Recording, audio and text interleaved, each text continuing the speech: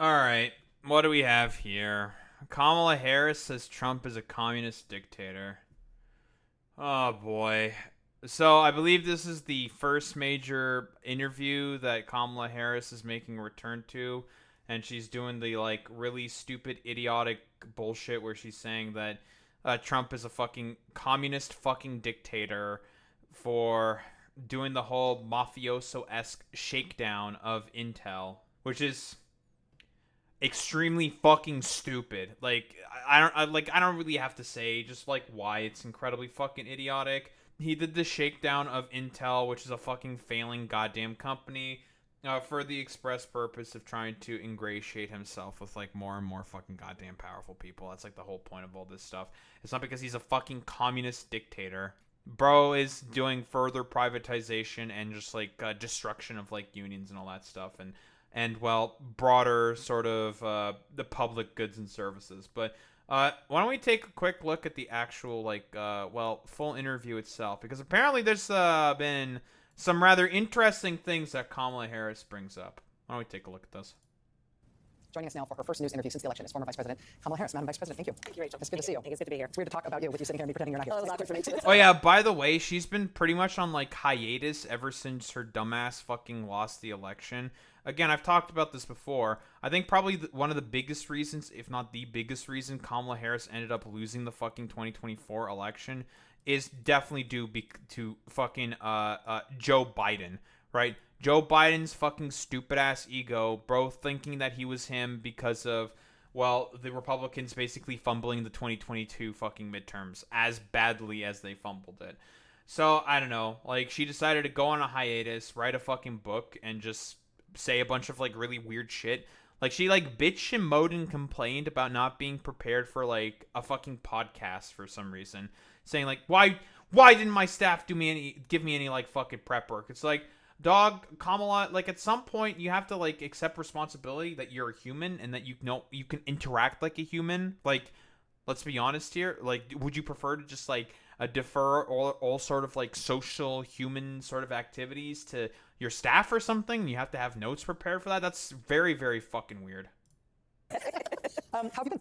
I am well, all things considered. Yeah. I'm well. How have you been taking care of yourself since the election?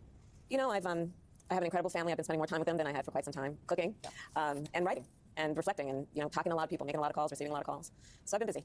Let me talk to you about this capitulation thing. Yep. It's really landed with me. I feel like we're all in the middle of it, but you articulating it in the way that you do. You become the patron saint of I told you so, in terms of people understanding the sort of warnings and predictions that you made about what Trump would be like. But you say, I predicted all of that. I warned of it. What I didn't predict was the capitulation. The billionaires lining up to grovel, the big media companies, universities, so many major law firms, I will note, including your husband's. Yeah, and he spoke out about it. He's been very vocal criticizing it. He said they've all been bending to blackmail and outrageous demands. Yeah. The classic fucking goddamn liberals. And I don't want to even say it's fucking liberals. Neoliberals, rather. Not fucking understanding that, well, whoa, you're telling me that due to corporate consolidation, which Joe Biden tried to do everything he could to sort of it should basically sort of help the stem the flow of the bleeding of that. You're telling me that due to all these companies and corporations consolidating more and more with one another, now having to rely on Donald Trump's fucking goddamn approval in order to get more and more of these mergers fucking done, in order to get around, well, regulations and caps that currently exist. You're telling me that now with Trump in power, all these companies, these universities, and all these fucking sort of quote unquote titans of industry, as she will herself say, are going to inherently capitulate to the dipshit fucking fascist in power, because this is the exact same fucking thing that happened in Nazi Germany. All the industrialists, all the fucking factory owners owners, basically immediately fucking capitulated to all the demands that fucking Hitler had of them, simply due to the fact that, well, he was going to use the state in order to crack down on them and have them fucking inherently replaced. And that's the exact same fucking thing that Trump is going to do. He's not going to be as blatant about it as Hitler and just like start killing people. Probably not. But he'll come up with like any weaselly like legal justification in order to, well, generally speaking, just go after people who he perceives, well, in industry as his political opponents. Why did you not predict the capitulation? And what do you make of the effort to try to put some steel in the spine of those institutions? So, as you know, I am a lifelong public servant, and but I've worked closely with the private sector over many years. And I always believed that if push came to shove, those titans of industry would be guardrails for our democracy, for the importance of sustaining democratic. I don't think I have to reiterate why this is the stupidest fucking thing on the fucking goddamn planet. Corporations have never been interested in democratic fucking principles. Corporations are inherently authoritarian. They are inherently hierarchical. Democracy is anti-hierarchical, requires participation of many people in order for it to be successful. So to say that, oh yeah, I was totally expecting for all these fucking corporations to not capitulate to the authoritarian strongman in the current fucking government, to basically try to put up a fight and protect their institutions when they could give less of a fuck about that, because the only thing that they care about is making fucking money. It's almost as if there are inherent fucking problems with the fact that corporations, the bourgeoisie, and the rich have as much control over the levers of the economy that they do. Makes you think, doesn't it? Institutions. And one by one by one, they have been silent. They have been, yes, I use the word feckless. It's not like they're going to lose their yacht or their house in the Hamptons. And here's the thing. Democracy sustains capitalism.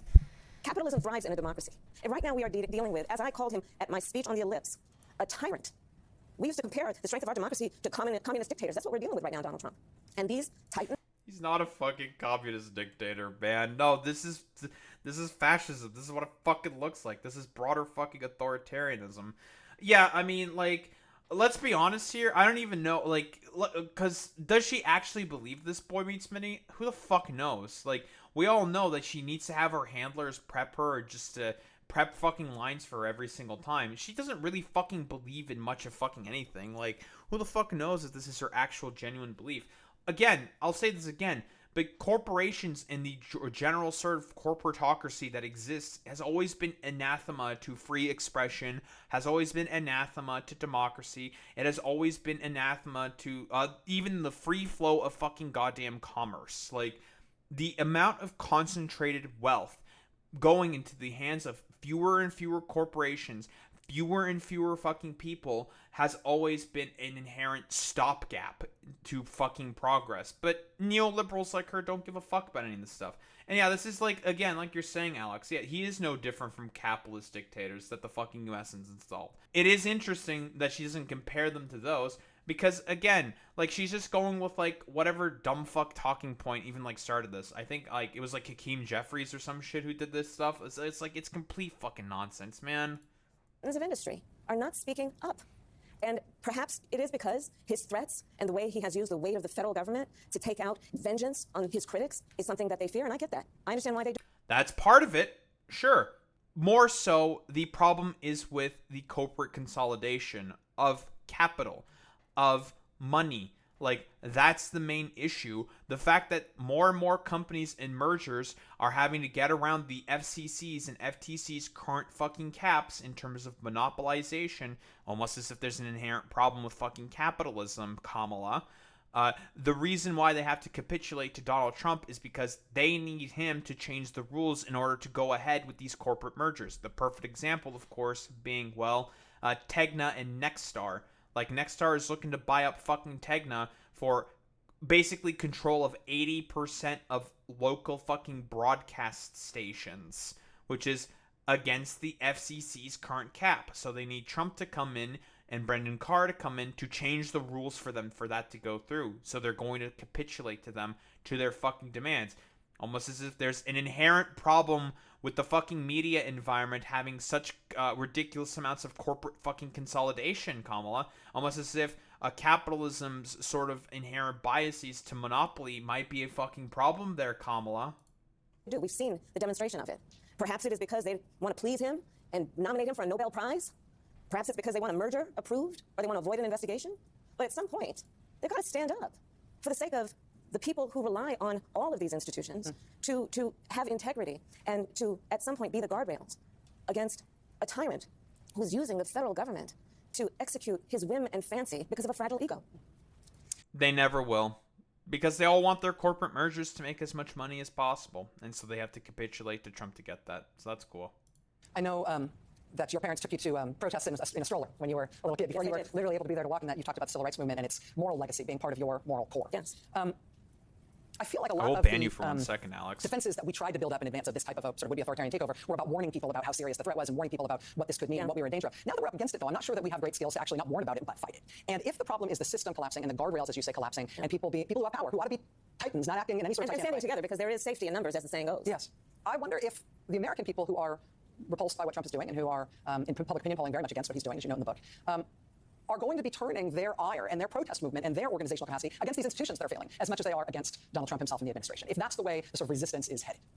So back to... Well, what the fuck are you talking about? Listen, the reason why institutions have been failing is because of fucking corporate monopolies and fucking lobbying groups lobbying politicians and people in power to weaken those fucking institutions, to not be able to further regulate and create this more sort of corporate oligarchy that's trying to emerge right now. And it's being fucking hypercharged with Trump in power. Again, like I said before, Democrats and fucking Republicans both have had a huge problem with this. It turns out that the fucking past 40 years is now culminating into this. But, you know, no reflection into that. Joe Biden recognized this far too fucking late through Lena Khan and pursuing as much antitrust as they can do to try to chip away and deal with the fucking problem. Well, they've been working at it, but given the fact that Joe Biden, with his stupid fucking ego, wanted to stay in for as long as he could for his attempt at a second term, just basically threw all that fucking work out of the fucking goddamn window. It's all been fucking undone at this point. So that's great. Fantastic. To how you open the show, I mean, talk about the power being with the people and the people making that clear with their checkbooks as it relates to the suspension of Jimmy Kimmel. We saw the power of the people over the last few days, and it spoke volumes, and it moved a decision in the right direction.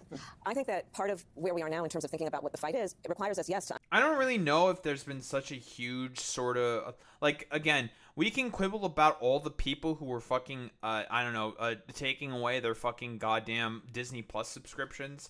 I think the bigger actual move for us to basically force Disney to put Jimmy Kimmel back on is the fact that all of the fucking Hollywood liberal actors decided to be like, you know what? Fuck this. Like, we support Jimmy Kimmel. It would be a darn shame of us to not fucking work with you. That is how worker power fucking works. But, you know, if it's a bunch of, like, rich, affluent, like, whiteys doing it for another rich, affluent fucking whiteys, it shows that liberals are capable of collective action only for, like, rich, affluent fucking goddamn whiteys. So, again, it's like, it's one of those things where it's like, fucking spare me it, dude. Like, it's so fucking ridiculously annoying that this is the sort of position that we find ourselves in. Like, again, the problem is the fact that monopoly capital. Like, let's be fucking honest here. Yeah, we're doing a little bit of reverse racism. Absolutely. Understand that we've got this administration and this president in front of us abusing the power that the people vested him with. But we also need to understand that this is bigger than Donald Trump. You know, part of what I write about, this stuff is decades in the making, Rachel. It didn't just happen overnight. You know, so much of what has indeed overwhelmed people, not that you and Obama helped contribute to, by the way. That Joe Biden realized too late and tried to start dealing with it. Yeah. to mention, just scared the stuff out of people, is what we are witnessing is a high-velocity event. Yeah. We are witnessing something that has been happening so rapidly, and it feels chaotic. But what I would offer you is what we are witnessing is the swift implementation of a plan that was decades in the making. Decades in the making. Project 2025 didn't just drop out of thin air. That's a product of decades of work. Federalist Society, Heritage Foundation. Understand that the implementation of a plan that's about trying to get rid of the Department of Education, deregulate industries, weaken the rule of law by over a period of time, creating a system and through gerrymandering states so that we would now have the Supreme Court that we have. This stuff didn't happen overnight, and it did not happen just because of an election in 2024 or even 2016. Damn, I wonder why the Democrats didn't do anything about this throughout all those fucking decades. Like, it's one of those situations where I don't like the fucking sort of, like, a Democratic Party being, like, the sort of ratchet on the sort of ratchet effect, but it's very difficult to not, like, disagree with that fucking position when you could have done something about this, yet Obama, Clinton, and basically did jack about it. I will give credit to Biden. He was starting to do the work in trying to address the huge, deep, systemic fucking problems, but then he decided to get all up in himself, have a fucking goddamn ego, and basically run again for fucking president. And then now all that work has been fucking completely undone. So spare me it. Like, you people fucking contributed to the exact same problem. Don't fucking skirt any culpability. So when we talk about where the fight must go, there is the aspect of it that is about the immediate moment, such as the weight of the federal government being used to silence critics, citizens, and it must be about understanding that this did not just happen overnight, and we have to pay attention to an agenda that is not going to necessarily go away when this guy is finally turned out of office. Well, let me ask you on that gerrymandering front. The White House has been very aggressive, pushing Republican-led states to gerrymander their maps to effectively give Republicans a major edge heading into the midterms next year. That has led to related responsive Democratic efforts, including in your home state of California. Do you support Democrats' effort to kind of fight fire with fire there? Will you be involved in that California measure, for example? I absolutely support it. You mentioned Gavin earlier. By the way, Gavin has a great sense of humor, so he's going to be fine. But did you warn him about the hiking things? You did. Yeah, I've known Gavin forever. He literally has a great sense of humor. But let me say about what he's doing with redistricting, it is absolutely the right way to go. Part of what we've got to, I think, challenge ourselves to accept is that we tend to play by the rules. But I think this is a moment where you got to fight fire with fire. And so what Gavin is doing, I mean, like, no, the only reason why this sort of, like, attitude was catalyzed was because of Michelle Obama basically saying, like, when they go low, we go fucking high. And it's just like, you're giving a permission structure, telling the other side, saying, like, yeah, we don't give a fuck if you decide to go against the rules.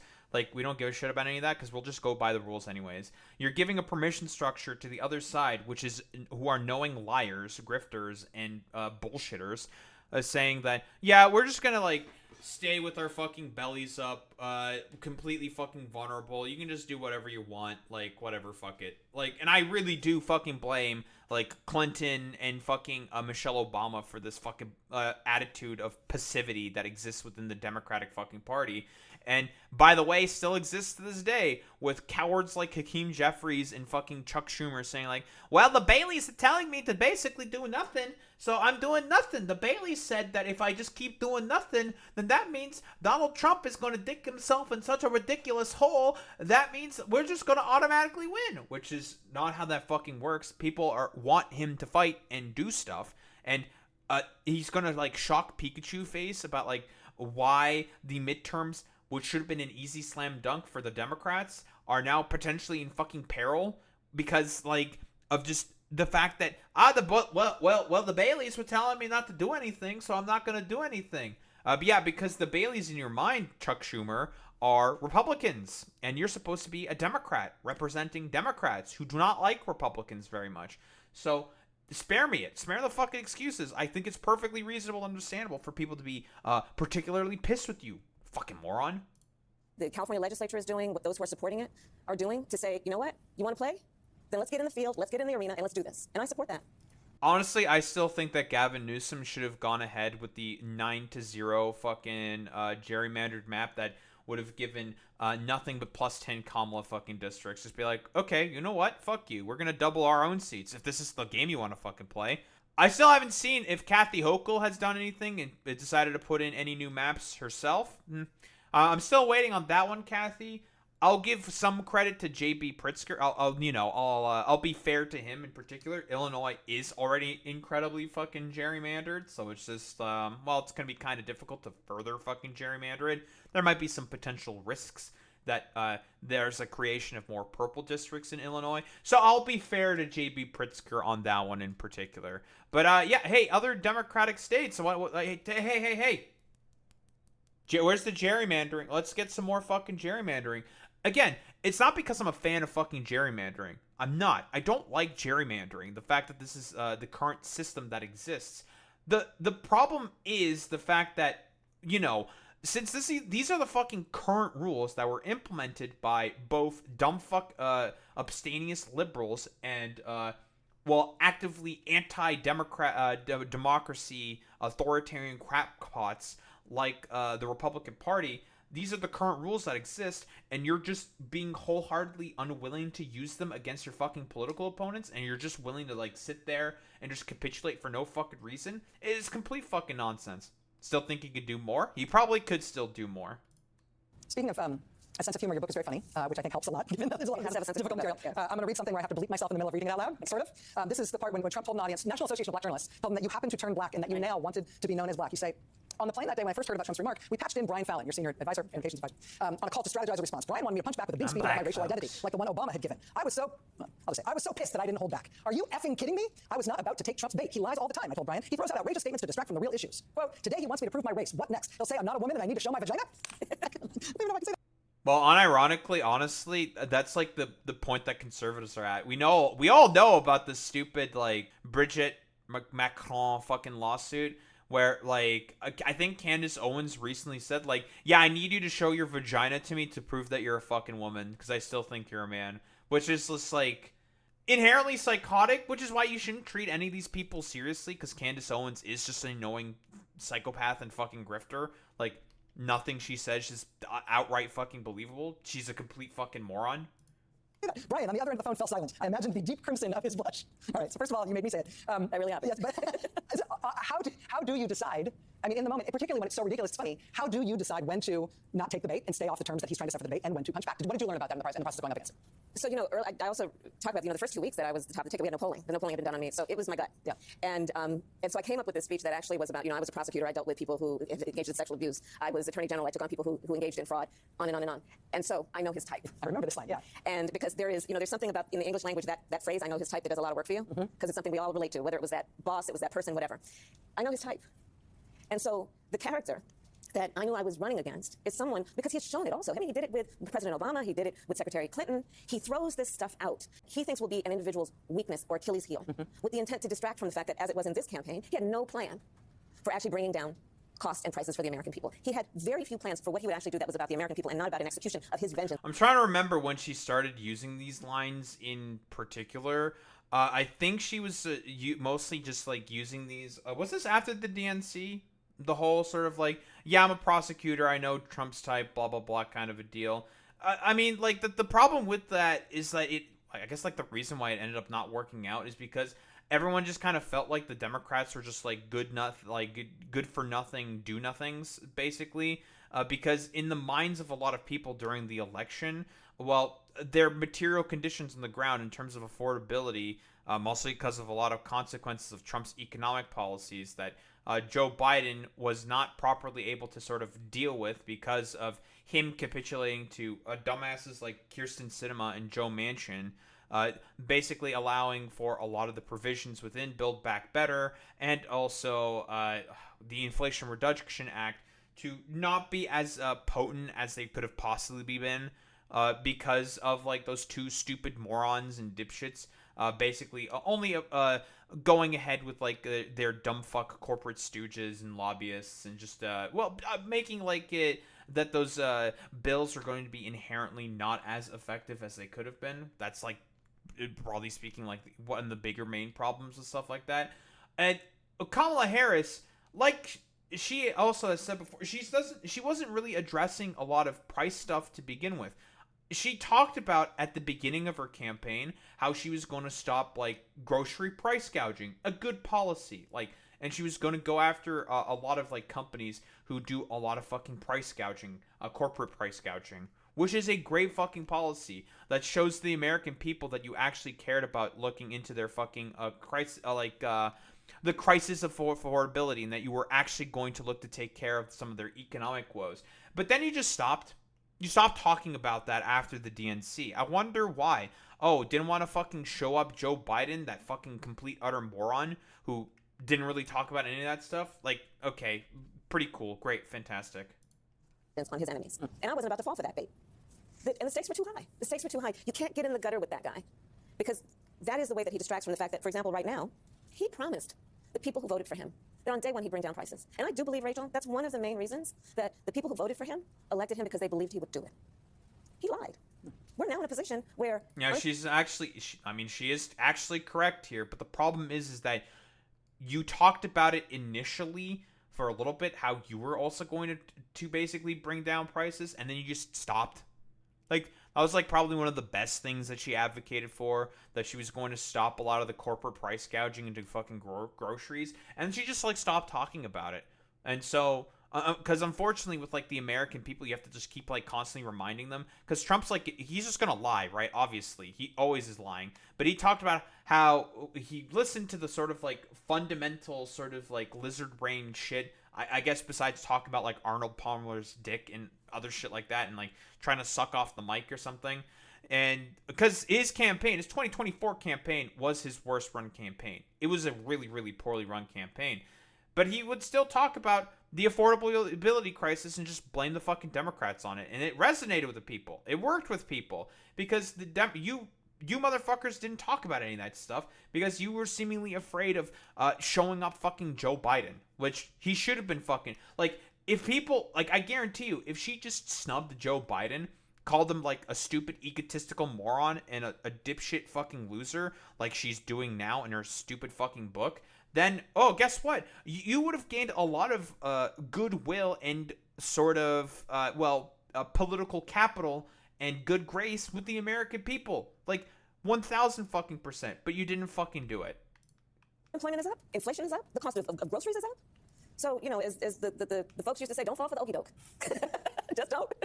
All right, lots more to ask you. We'll be right back with Vice President Kamala Harris. Her new book is called 107 Days. It comes out tomorrow. It's going to be a massive bestseller. We got more with Vice President Harris, President.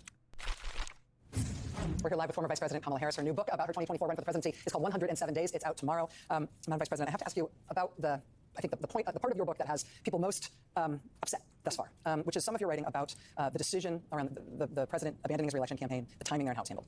You say in part, page 46, it's Joe and Jill's decision. We all said that like a mantra, as if we'd all been hypnotized. Was it grace or was it recklessness? In retrospect, I think it was recklessness. The stakes were simply too high. This wasn't a choice that should have been left to an individual's ego, an individual's ambition. It should have been more than a personal decision. By the way, yeah, that's where she's correct there. The problem is that if she fucking said that on the campaign trail, like, she said this exact fucking goddamn line, like, let's be honest here, she would have, like, I think she would have gained fucking significantly a lot of goodwill with the fucking American people. But again, at some point, like, she's saying this now with the fucking dumbass and currently in power, like, you're saying this now when it's meaningless, it's ineffective, it's not going to accomplish anything after you went on hiatus for seemingly, like, what, about 10 months or some shit? Like, you decided to, like, shut up for, like, a year. Now you're coming back and you're saying this. It comes off as rather hollow. Very, very fucking hollow. If you said this during the campaign trail, I guarantee you, she would have fucking gone up in the polls, especially in all those fucking swing states, significantly, because everyone fucking hated Joe Biden. Because most people didn't fucking goddamn, well, let's be quite honest here, go out to vote because they felt like, well, you're not going to be any fundamentally different in comparison to Joe Biden because you're not talking about really much of anything. Whose decision should that have been? How should that decision have been made? So when I write this, it's because I realize that I have and had a certain responsibility that I should have followed through on, which is, and so when I talk about the recklessness, as much as anything, I'm talking about myself. There was so much, as we know, at stake. And as I write, where my head was at the time is that it would come off as being completely self-serving. If you said to President Biden that you did not think he should run again. Yeah, or even that he should question whether it's a good idea. But yeah, but the thing is that, like, sure, it could have come off as fucking completely self-serving, but, like, why, like, the only reason, let's be quite honest here, why Joe Biden decided to fucking stay in is because he himself was also incredibly fucking self-serving, just like you are saying right now in the fucking book. I don't know, did you recognize that, like, immediately? No, it's because you decided to capitulate and be fucking weak because you yourself are incredibly weak. It's so fucking goddamn stupid. Oh yeah, 1,000%. Like, I don't even know what exactly she did, Alex, in terms of, like, convincing Joe Biden to run. Again, the main people who was telling Joe Biden to drop out was Nancy fucking Pelosi, because it turns out Nancy Pelosi actually knows how to do fucking politics. I like this current branch of fucking goddamn, or not branch, but current bunch of a Democratic fucking leadership. I think that, one of the reasons I wrote this book, Rachel, is there are actually a number of reasons. One that it is unprecedented, right? To your point of what you said in your opening, we had a president of the United States running for re-election, 3.5 months from the election, decides not to run. The sitting vice president enters the race against a former president of the United States who's been running for 10 years with 107 days to go. And it ended up being the closest presidential election in the 21st century. And there was so much about those 107 days that, for me, and this is really a behind-the-scenes look at those 107 days, was about seeing people who seemingly had nothing in common coming together by the thousands with a level of optimism and, dare I say, joy about the possibilities for America. And I mean, that was, again, like, that was certainly the case during the fucking goddamn early parts of the campaign, and then the DNC happened, and all the Joe Biden dipshits and morons decided to get implemented in your campaign.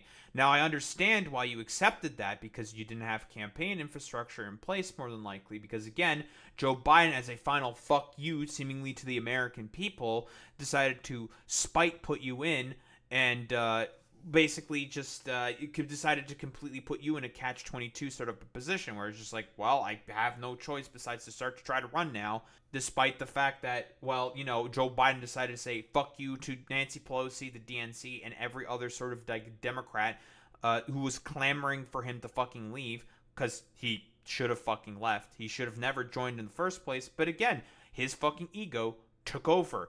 Again, consistently, I'm going to say this consistently, the main person to blame for all of this sort of situation from basically emerging was Joe Biden, with his fucking goddamn ego being put at the forefront, because bro thought he was him after the fucking 2022 fucking midterm elections, because of how badly the Republicans fumbled those fucking elections. Talk about completely, utterly irrelevant stuff. At some point, Kamala, you yourself have to accept some form of culpability. It's not all just like, oh, well, it's not any of my fault ever. Like, it couldn't possibly have been my fault. It's like, no, you probably should have been talking about all the stuff that's going on behind the scenes and the main problems with Joe Biden. You also had Biden people putting a leash on fucking Tim Walz when he kept calling Republicans weird, which was an incredibly effective fucking rhetorical tactic, because guess what? Republicans are fucking weird. And it was making them all mad. It was incredibly fucking effective. But you decided to put a fucking leash on that stuff. Again, the only good thing about the Kamala Harris campaign is that she basically ended up fucking picking Tim Walz. Because if she picked Josh Shapiro or any of these other motherfuckers, that fucking goddamn campaign would have cratered into the fucking sun. Actually, maybe not with Andy Bashir. Andy Bashir, I think it would not have as been bad. It would have still been pretty fucking bad, but Tim Walz, he was the main guy. He could have been a fucking carry for that campaign, but that was not in the cards for the fucking Joe Biden DNC, Joe Biden campaign apparatus that was around you. And I hope to remind people about that light that people brought to it, and to remind people that that light is still there. And we can't let that be extinguished by an election or the individual who's in the office right now. Because to the point of all those folks who got out and protest about the Kimmel suspension. And about everything else that people and that's right. In a variety of ways, whether it be going to a protest or being with their pocketbook or getting engaged in local and state and federal elections, they'll make a difference. And they've made a difference. And I guess the last point is that we've got to really remember that this person who's in the White House promised a whole lot of people who supported him and voted for him that he would do one thing, which is bring down costs and prices. And he lied to them. And we need to remember that as we move forward with the next series of elections and midterms are around the corner, that it's not just about him by himself. There were others around him who perpetuated that same promise and have not followed through. They're about to go into negotiations around the continuing resolution, the budget. And I know that leaders Schumer and Jeffries are going to meet with the president, I think, in the Oval Office. And good for honestly, like I've said before, yeah, and they're trying to basically capitulate to a lot of bullshit with the fucking Republicans. Do not trust fucking Hakeem Jeffries or fucking Chuck Schumer to ever want to negotiate for a beneficial deal. They'll fucking capitulate at the first moment that they can. Their role should be to basically feign ignorance and be indignant, be like, listen, we told the president that we want to negotiate. At this point, he's going to come to us or do nothing. Because right now, what Chuck Schumer is basically saying is we want to go to them. No.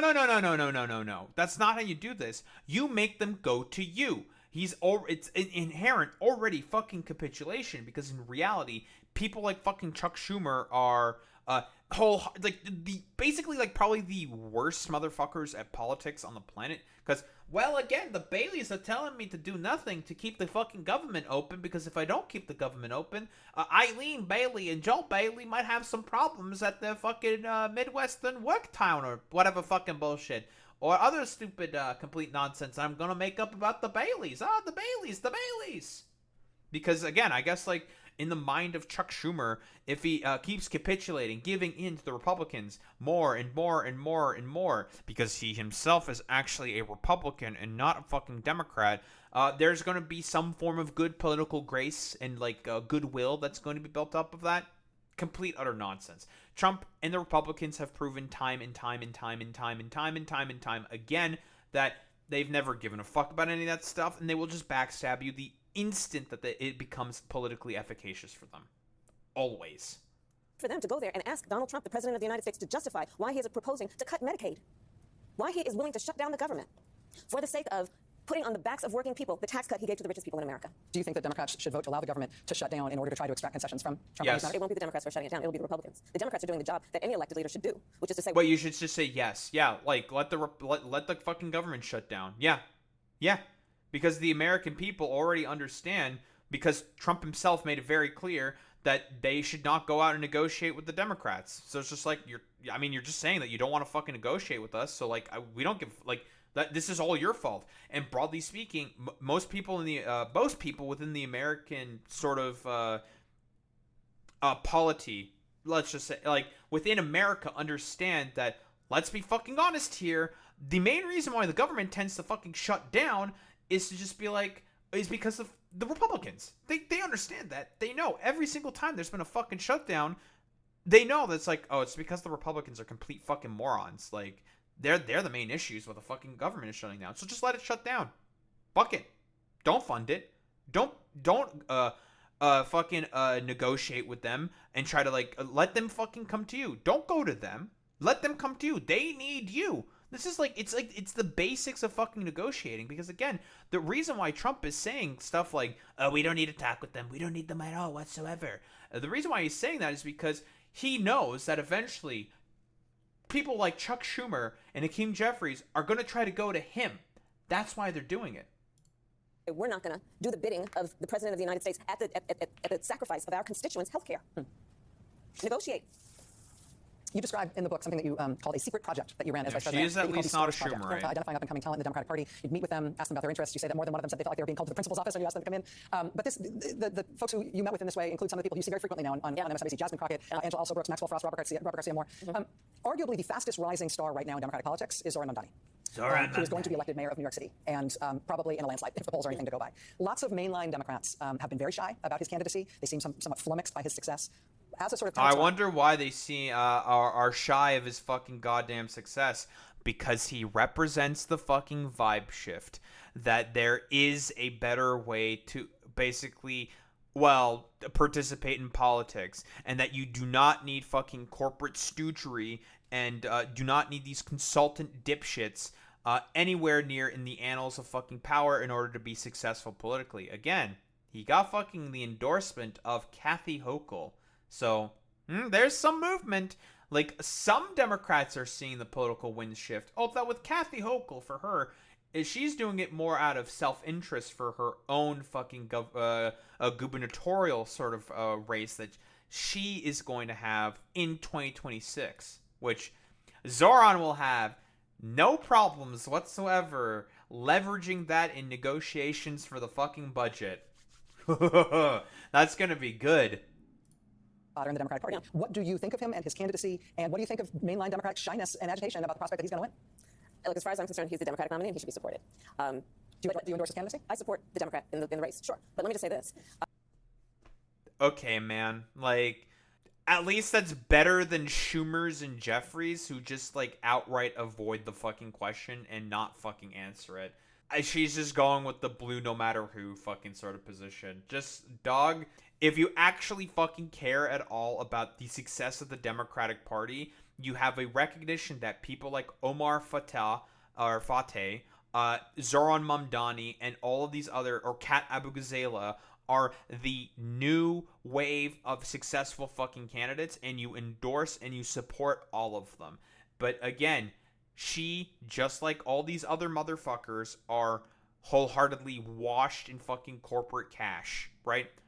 People like Hakeem Jeffries, Richie Torres, Chuck Schumer, all these fucking establishment Democratic fucking cowards are wholeheartedly awash in all of the fucking goddamn corporate cash, so they will never, ever, ever, ever, ever support someone who actually represents the will of the voters, the will of the fucking party, and is actually a path forward into the fucking future. That being people like Omar Fateh, Kat Abu-Ghazaleh, and of course, Zohran Mamdani, because they actually challenge the corporate structures of power that currently exist within American politics.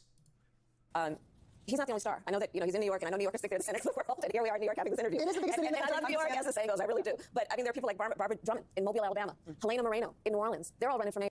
Who the fuck is Barbara Drummond? Barbara Drummond. Is this who she is? From Mobile Major? Did she win this race? Mobile Major. The Mobile Mayor race. Did she even fucking win this? Help us elect. Wait. Goddess fucking defeats Drummond in close Mobile Mayor's race. Some fucking rising star, Kamala. Yikes.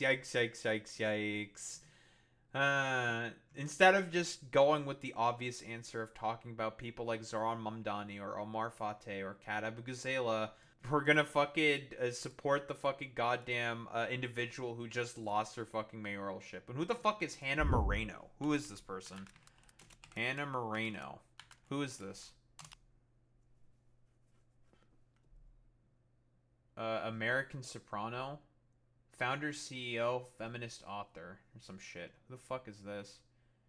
Owner of finance, of tech firm and finance? I'm not finding a lot of anything about Hannah fucking Moreno. That's so fucking goddamn funny, dude. Yeah, that's a good point there, Alex. She's right that we shouldn't discount small races and mayors. But there's a reason we all know the mayor of New York City's name and not any other mayor. Yeah, as was even said before within the interview, the mayor of New York City is very often seen as a sort of a political tune, right? A sort of like tone for as to the flow of fucking politics. Because again, New York City is New York City. When you think of a city, you think of New York City. It is the city of cities. So a out and about socialist like fucking Zohran Mamdani winning the mayoralship of New York City, which I more or less do think it's going to be like a guarantee at this point, because Curtis Sliwa has recently said that he's been offered, I think like on 7 different occasions, millions of dollars to drop out of the race, and he has said no every single time. And we all know about Eric Adams and fucking dumbasses like Andrew Cuomo. They're just there for their own sort of like particular corrupt political reasonings. The only one who might be movable there is Eric Adams, but he's got corruption charges swirling around him. He's going to want to stay in the race for as long as possible to avoid any of that stuff. So I don't think, like, it's not going to be fucking close, man. Like, Zohran Mamdani, he's going to probably clean their fucking clocks. Even if the hypothetical centrist right-leaning Voltron assembles, and who knows if any of those people are going to want to vote for fucking Andrew Cuomo, Zohran Mamdani still fucking beats them. So even with their vote shares combined together, it's not going to be fucking close. This is going to be a complete trouncing. And by the way, that deadline for the names of Eric Adams and Curtis Sliwa to take their names off of the ballot, oh, that's passed by weeks ago. I think that was in September 9th. It's currently the 26th. It's been over 2.5 weeks since that deadline passed. So their names are still going to be on the ballot, and that's going to take away from Cuomo's fucking vote share. It's so fucking goofy. Like, Cuomo is so fucking cooked, dude. Mayor too, and they are stars. So I hope that we don't so over-index on New York. Yeah, Hannah Moreno, who I can't find. Is this her? I don't even know. Who the fuck is this? Is this the mayor? I don't even know who the fuck this Hannah Moreno fucking individual is. And the Drummond individual that you also supported, fucking lost in the mayoral race for Mobile, Alabama. So, come on, dude. That's you get behind people like Zohran fucking Mamdani. Again, like, she's not wrong in a fucking point, but there's a reason why people are talking about, like, people like Omar Fateh and Zohran Mamdani. They represent much more fucking prominent fucking cities, within the United States of America. Well, Minneapolis, maybe not so much, but New York City, that's the city of cities, baby. City that we lose sight of the stars throughout our country who are right now running for mayor and many other offices, governor, and so on. So that's where I am. We got a big tent, and we got a lot of stars. 2026 is shaping up to be an election. Yeah, dude, a big tent, but like all of the current establishment in that fucking tent wants to keep appealing to fucking suburbanite Republicans. Again, that dumbass shit that Chuck Schumer said, like, well, the Baileys told me to say in 2016 that we need to appeal to more suburbanite Republicans in Pennsylvania. Because they're suburbanite Republicans. We have to appeal to them consistently. The Baileys are telling me to do this. We got to appeal to the suburbanites. It's very important that we do that. So it's just like, whoa, it turns out that thing he said from 10 years ago has been a complete, utter fucking goddamn failure. Who would have thought that Chuck Schumer, the Republican, the fucking dumbass dino, would do everything possible to make sure that, let's be honest here, that Republicans are the main people who are going to be able to get into power more and more easily, because he was never interested in fucking winning to begin with. For people like Chuck Schumer, it's all about getting more fucking corporate cash. That is going to be filled with Democratic primaries, though. A lot of mainline Democrats in their 70s and 80s are going to be facing challengers in their 30s. Do you think Democrats are at all justified in their frustration with there being so many older Democrats in elected office? Do you think it is time for the oldest Democrats in elected office to be thinking kind of wholesale as a category about the need to retire and move on from office?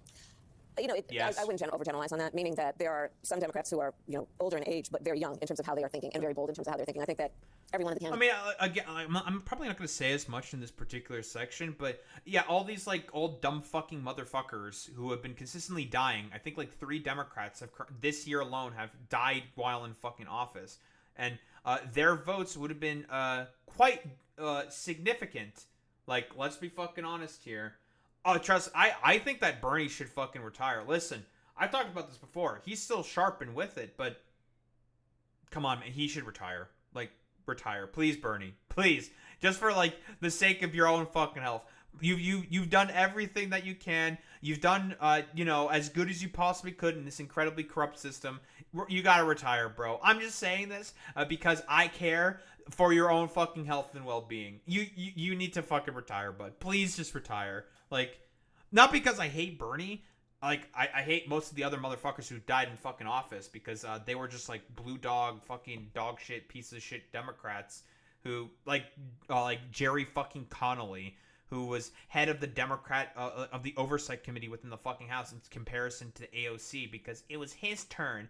A lot of the people are just sick and tired of the justifications for the gerontocracy that the DNC consistently fucking offers. Saying like, well, it's his turn to fucking do it, so who cares about the fact that he has brain cancer and is barely able to fucking function? He should head that fucking oversight committee instead of the young fucking hot firebrand like Alexandria Ocasio-Cortez, who's going to get like really clippable moments shitting on fucking Republicans consistently. So no, it's Jerry Connolly's fucking turn instead. It's complete fucking nonsense, dude.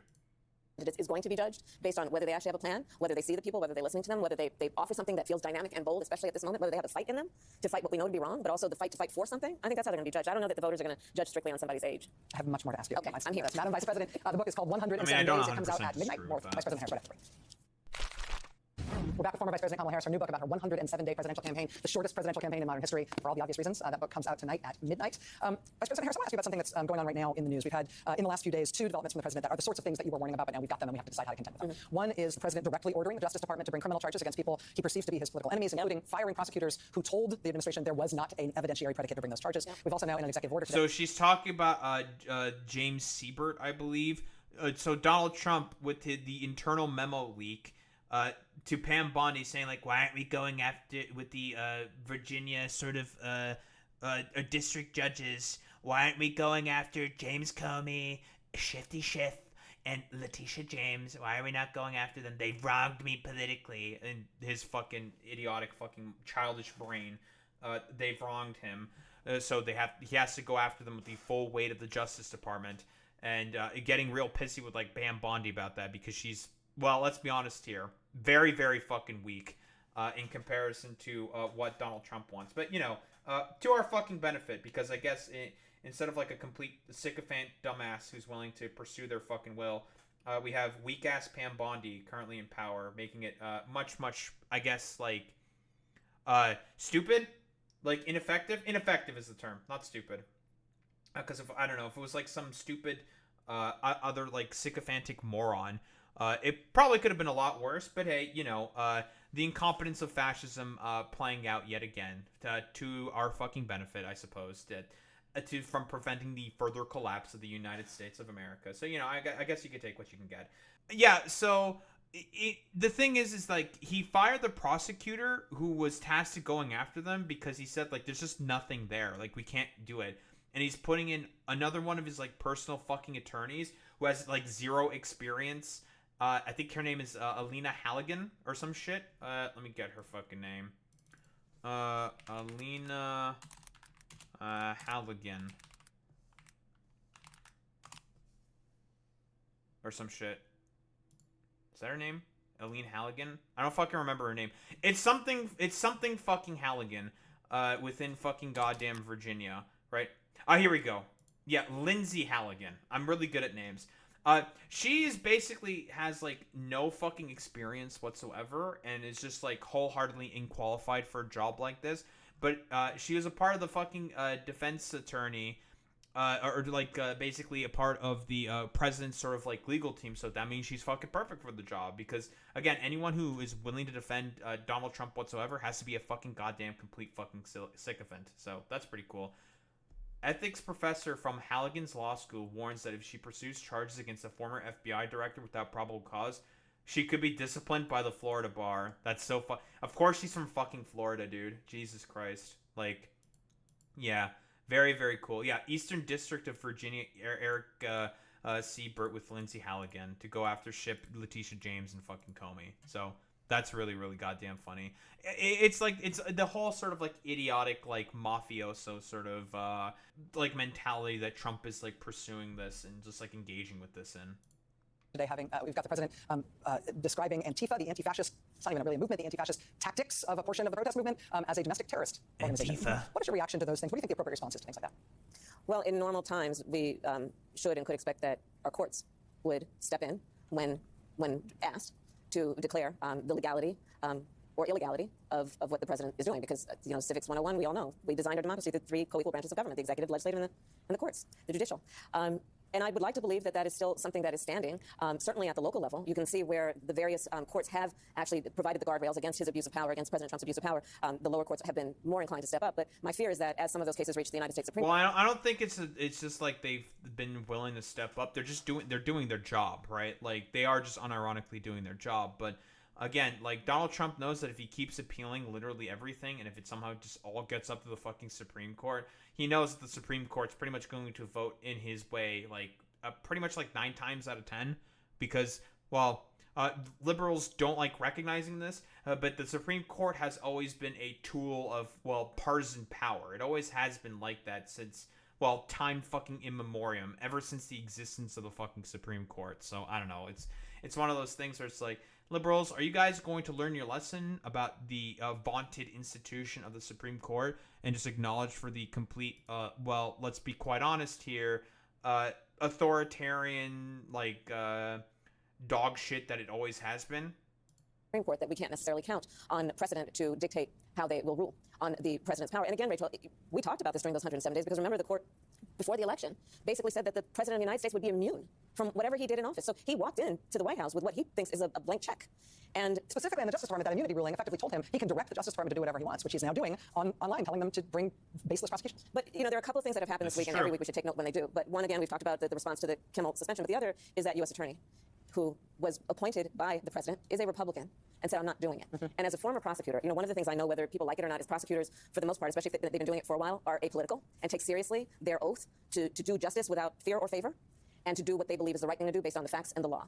And we have seen this week evidence of someone who, I'm sure, didn't vote for me, and we may disagree on a whole lot of other stuff, but he had the courage to stand up and say he's going to follow his oath and do what is ethically right. So let's take heart. Okay, but the problem with this kind of, like, passivity and attitude, Kamala, is the fact that what if he just puts in someone there who's just a complete stooge and a sycophant, right? Like, are they going to face any consequences for any of this stuff? Like, what, like, sort of guardrails are there for that? What if someone just inherently sort of perverts that objective or something? That's sort of like a moralistic idea. Because I don't disagree with what she's saying here. She's correct, sensibly speaking. The problem is like has been said before, he is immune. He thinks he can just do whatever he fucking wants, thanks to that Supreme Court fucking ruling. He thinks he can just do whatever belligerent nonsense, which is why he's been getting more and more fucking belligerent, and he's getting more and more fucking pissed with the fact that the lower courts have been consistently stopping a lot of his more, idiotic fucking policies, because they are just ostensibly quite fucking illegal, but, here we fucking are. The problem is that you've been opening the door for something like this to inevitably sort of happen. And it was going to fucking happen eventually, right? Where someone's just going to completely pervert the sort of, the fact of this, like, sort of, I don't know, cavalier, passive sort of attitude, talk about, like, I'm always going to trust the goodwill of a person to always do the job that they've been always told to do. It's just like, well, what if they just don't? Could they could just not? People can be compromised. A lot of people are fucking compromised. And they are given by people who are currently in power, who are compromised themselves. And it causes a perversion, a fucking sort of, corruption of those fucking goddamn institutions. Like it has in, like, every fucking authoritarian sort of, shithole fucking state. There's a lot of historical precedent for stuff like this. And hope that others within the Department of Justice will see that is, have something that steers their conscience. But, yeah, that's not going to happen. Everyone that Donald Trump has installed in the fucking Department of Justice is a part of his personal legal team. Like, that's not fucking happening. Let's not also be distracted by the fact that there are going to be the career people who understand that. But then Trump is appointing people to these positions who have no experience as a prosecutor. And the closest they have to it is their experience defending him against crimes. And are now sitting behind the desk making decisions about who should be charged with what. So it is a scary time. I don't mean to suggest otherwise, but there are these moments that we should also take note of. Yes, and there have been, for that point, there have been multiple Trump-appointed U.S. attorneys who have resigned or left office. Yes, they have. Let me ask you a politics question. I mentioned an intro tonight that you say in the book really bluntly that your personal first choice for your running mate would have been Pete Buttigieg, and you praise him effusively. You say he would have been an ideal partner if... Oh my god, dude. If it was fucking Pete the Rat Man booty sucker, god, like, that would have been... That ticket, if she didn't go with Walz... instant fucking cratering. It would have been fucking over from the first second, because it's just like, dog, no one, like, Pete Buttigieg doesn't fucking inspire confidence from anybody. Like, get the fuck out of here, dude. If I were a straight man, and you say effectively that demographically it was too... She's justifying it because he was fucking gay. We doing a little bit of liberal homophobia. Dude, are you so fucking stupid? God, that's so fucking ridiculous, dude. Yeah, I guess, like, Tim Walz wasn't her fucking genius decision, which everyone was saying, like, oh, thank God she's going with Tim Walz. Like, maybe this campaign's not going to be completely and utterly cooked. And then the Biden people basically put as many shackles on Tim Walz as possible. It's like, oh, well, I guess wallahi, it's still fucking cooked. Wallahi, it's still fucking cooked, boys. So fucking cooked, dude. And it's just like, okay, well, fuck my life, bro. It's so fucking stupid. Well, it's because he's gay, actually. That's why I didn't choose him as my vice president. It's like, no, I don't fucking think so. Like, I think it's because maybe you had a recognition in your, maybe in the heart of hearts for whatever reason. And that this is like you saying that him being gay is like an excuse at this point. Like, because it is a fucking excuse. I think it's more than likely because if you picked Pete Buttigieg, that fucking campaign would have cratered even faster than it did initially. So I don't know. It's so fucking stupid, man. Too much to ask of the American people to ask them to elect you with him as your running mate. I wonder if his reaction to that, since this part of the book has come out, if you've had any reflection on that, or I guess I'd ask you to just elaborate on that a little bit. It's hard to hear. Yeah. With you running as, you're the first woman elected vice president, you're a black woman and a South Asian woman elected to that high office, very nearly elected president, to say that he couldn't be on the ticket effectively because he was gay. It's hard to hear. No, that's not what I said. That he couldn't be on the ticket because he is gay. My point, as I write in the book, is that I was clear that in 107 days, in one of the most hotly contested elections for president of the United States, against someone like Donald Trump who knows no floor, to be a black woman running for president of the United States and as a vice presidential running mate, a gay man, with the stakes being so high, it made me very sad, but I also realized it would be a real risk. No matter how, I've been an advocate. I mean, okay, here's the thing, honestly, with this. She's not entirely wrong. Like, and this is like the Olayemi sort of position that I do partially agree with. I do think she's correct. that part of the reason why Kamala Harris lost is because she's a woman and a person of fucking color. Let's be honest here, right? Southeast Asian woman, also black, and is a fucking woman. And well, a lot of if the gay man was selected in order to be vice president, there would have been like more Republican fucking ads about that were also, besides being incredibly fucking misogynistic, also, well, let's be honest here, incredibly homophobic as well. I don't think so, Boy Meets Mini. It would animate more of the fucking base. I don't think it would make more people support Trump. I don't agree with that. It would certainly depreciate Democratic turnout because of how much they hate Pete Buttigieg, right? The Democratic base, broadly speaking, does not like Pete Buttigieg. The fucking like gay Obama impression that he does is very obvious, and people are not fucking up with that shit. They do not like that shit whatsoever. And I think like it would have animated Republicans a lot more, to be quite honest. And I think personally that it probably would have contributed more and more so to. I'm trying to think here. Republican attacks specifically, but also to the fact that, people would see that as like on the Democratic side as just like, oh, again, the fucking Democratic Party is just not listening to any of us, so we're just gonna say like, fuck it, who cares? Like, we're not gonna fucking vote for any of this because really, you chose fucking Pete Bootysucker, like that fucking dumbass who's not going to help address any of the material conditions on the ground. So it's a bit of it's one of those things where it's a bit of a yes and a bit of a no, where it's I think it's a little more fucking complicated, but I don't disagree with the fact that I think it probably would have done more to depreciate Democratic turnout instead of helping leverage it. Does it make sense what I'm kind of saying here, broadly speaking? I think like Democrats, if it was Pete Buttigieg, would have been more likely to not want to come out to vote because people do not like Pete Buttigieg. Been an ally of the LGBT community my entire life. So it wasn't about right. So it wasn't about any prejudice on my part, but we had such a short period of time, and the stakes were so high. I think Pete is a phenomenal public servant, and I think America is You're not wrong, ready Trandy. for that. But when I had to make that decision with 2 weeks to go, and maybe I was being too cautious. I'll let our friends. We should all talk about that. Maybe I was.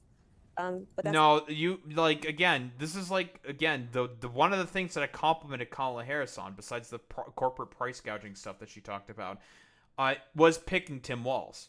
Tim Walz, very popular, passed a lot of very very fucking popular stuff. Is willing to talk about change, call out Republicans, and calling them fucking weird and shit, and the folksy sort of like fun, nice way that he likes to call them out. And it's also a Midwestern Democrat, which is, broadly speaking, they're seen as way more fucking popular in comparison to the coastal fucking elitist dipshits of like New York and stuff. I mean, I've said this before, but the future of the Democratic Party is in more Midwestern Democratic fucking politics, where they're being at least more aggressive in comparison to the passivity that exists with the current coastal elitist sort of, style of passivity and politics that are currently being engaged to this current day by the Democratic Party. They're willing to be more aggressive and more active, which is what people were wanting. The problem is that Joe Biden just got into the way of that because he was too upset about his legacy potentially being shown up. Again, like a lot of this really does stem from the fact that Joe Biden is just like a miserable fucking wretched piece of stuff. Tim Walz 2028, I think he is probably going to run for President Durandi, right? And because let's think about the field, right? Tim Walz I think is going to run. Gavin Newsom's definitely going to run. JB Pritzker might run. I do like Pritzker. I like Pritzker. I like Tim Walz. AOC has been signaling that she might run for president, but I don't think she should run for president. I think she should run for Senate, and then after doing like maybe a round or two in the Senate, because what's going to be the tax there? She's going to be broadly seen as way too young and way too much of a fucking upstart, right? And I think that's going to play negatively to her. Because, again, we're talking about Americans, Randy. They are very, very fucking stupid. Oh, yeah, a House Speaker, I think, would also be great as well, I think. But I think I think she's going to run for the Senate, and I think she should run for Chuck Schumer's seat. Chuck Schumer's not long for the world. He's going to fucking fuck off. He is incredibly fucking unpopular. Like, nobody fucking likes any of his bullshit. Like, he's going to get fucking ousted. 1,000%. Like, historic amounts of unpopularity, right? So I don't think it's a bad idea, because she's been building a lot of good grace with the sort of broader Democratic Party through all the extra fundraisings that she's been doing, as incredibly popular as she is, sending it to a lot of like purple races, through to the DCCC, through the GCCC, donating to those fucking campaigns. She's generating a lot of grace in that particular instance.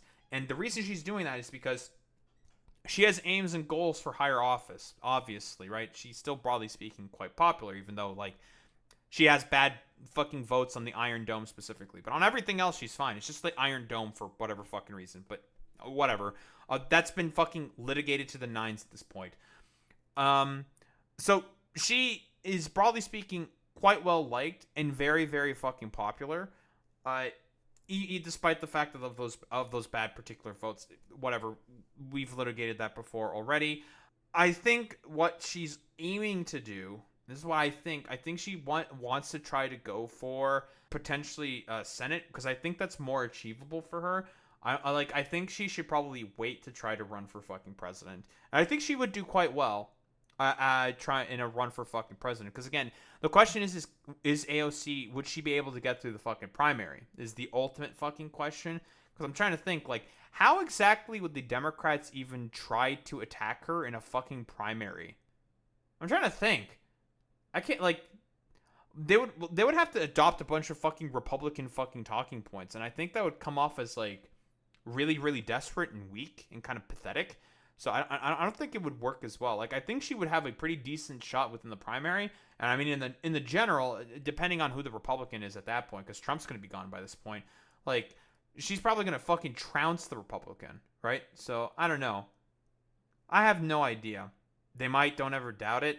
Yeah, I'm not doubting it, but I don't, like, she may be angling for it, trying to like create some kind of a buzz for some kind of higher office, but I don't think she should run for 2028.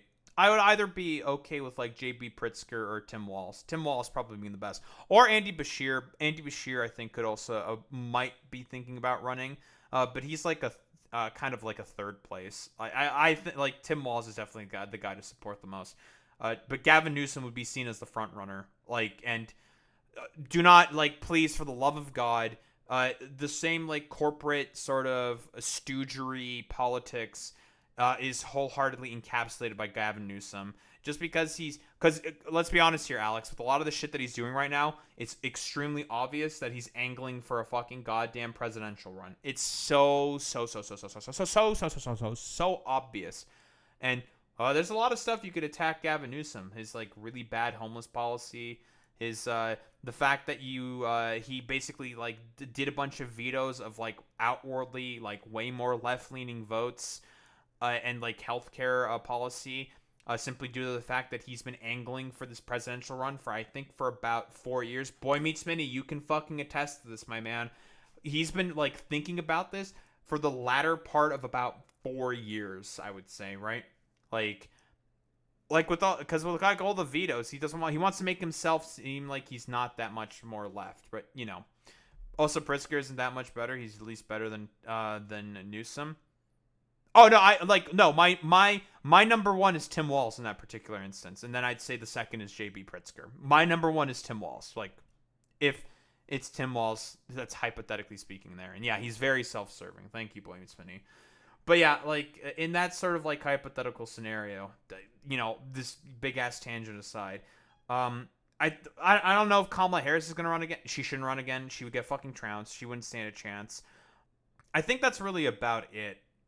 I think for the main sort of people that have probably a chance in the primary during 2028. That's the decision I made, and I, as with everything else in the book, I'm being very candid about that. Yeah. With a great deal of sadness about also the fact that it might have been a risk. Will you consider running in 2028? That's not my focus right now. I know It's not my focus at all. I know It really isn't. You know, Yeah. Well, Yeah, she's not gonna answer the question, right? There's no fucking way.